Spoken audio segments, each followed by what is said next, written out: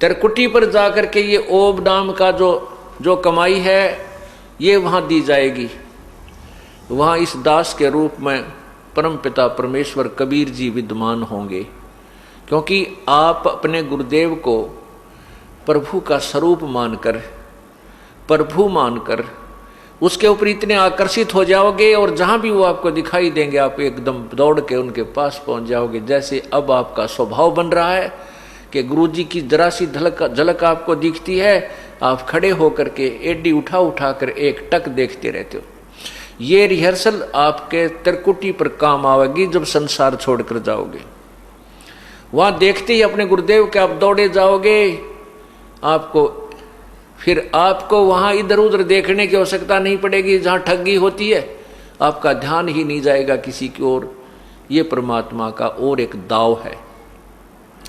त्रिकुटी के ऊपर बहुत जबरदस्त मेला लगा हुआ होता है और उस मेले में वही व्यक्ति विचलित होगा जो गुरुदेव से प्यार नहीं करता, जो गुरुदेव पर पूर्ण आश्रित नहीं है।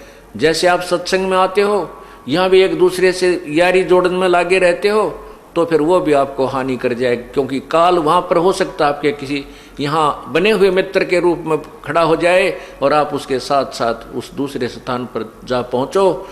इसलिए हम परमात्मा कहते हैं गुरु को तजय बजय जो आना, ता पशुआ को फोकट जाना।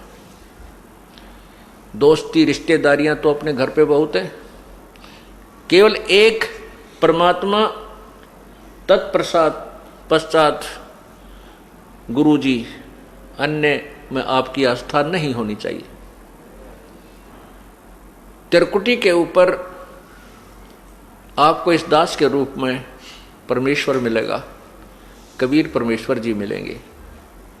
वो फिर आपको साथ लेकर जाएंगे उस त्रिकुटी के ऊपर।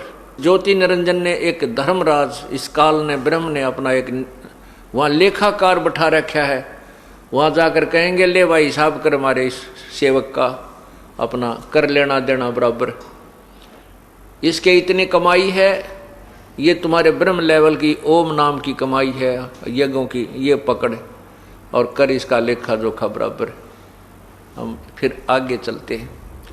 जो दूसरा मंत्र तो तत्व मंत्र है, जो वास्तविक मंत्र आपको उपदेशी को बताया जाता है, उस मंत्र की कमाई से फिर हम परब्रह्म के लोक को पार करेंगे। जो 21 सात संग ब्रह्मंडों का क्षेत्र है, जिसको पार करने में हमें इतना टैक्स देना पड़ेगा, किराया देना पड़ेगा।